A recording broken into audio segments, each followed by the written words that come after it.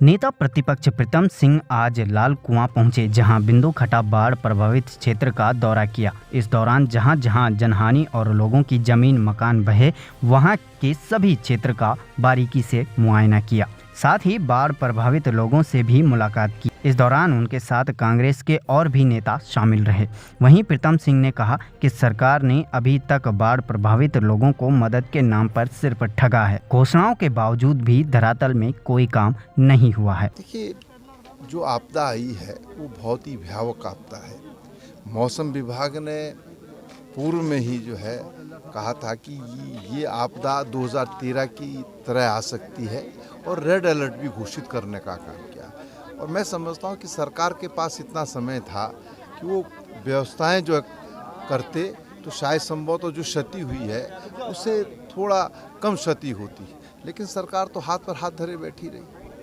सरकार को जिस तेज़ी से कार्य करना चाहिए था, सरकार उसमें पूरी तरीके से अक्षम साबित हुई है। हालत ये है कि अभी तक जो है सरकार और प्रशासनिक अधिकारी जो लोग प्रभावित हैं उन तक नहीं पहुंच बना पाए हैं। तो अब इससे अंदाज़ा लगाया जा सकता है कि सरकार की दैवीय आपदा प्रबंधन में कितनी तैयारियां थी।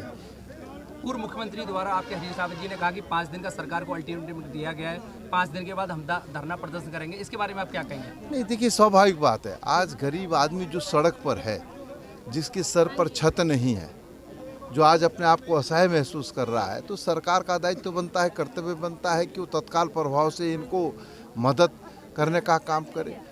गृह मंत्री आए देश के, उन्होंने हवाई सर्वेक्षण किया। हम समझते थे कि कोई पैकेज की घोषणा करेंगे, लेकिन उन्होंने पैकेज की घोषणा नहीं की।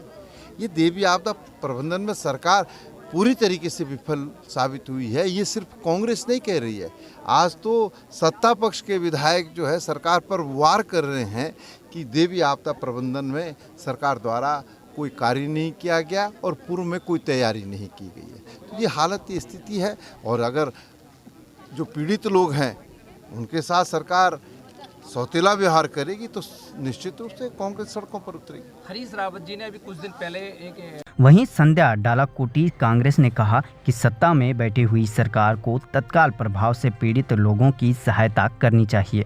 मैंने तो छोटा सा ही काम किया है, जो मैंने 5 परिवारों को अपनी जमीन से 500 स्क्वायर फीट जमीन देने का वादा किया है। उत्तराखंड में जो बाढ़ आई थी उसमें एक क्षेत्र हमारा बिंदु खत्ता भी था।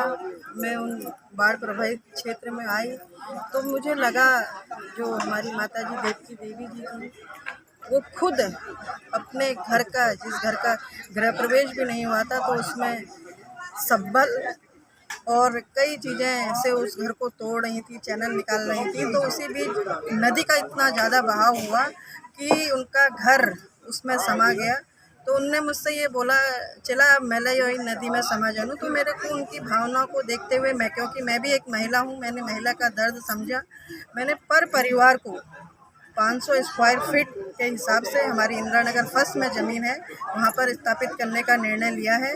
और उसमें अभी धान की फसल है। जैसे ही धान की फसल कटेगी उसके बाद हम 100 रुपये के स्टाम्प में लिख करके इन 5 परिवारों को वहाँ पर स्थापित करेंगे। और मैं ये कहना चाहती हूँ सरकार से ज़्यादा इस परिवारों की मदद करें, क्योंकि उनके मकान के साथ साथ उनकी ज़मीन का भी नुकसान हुआ है।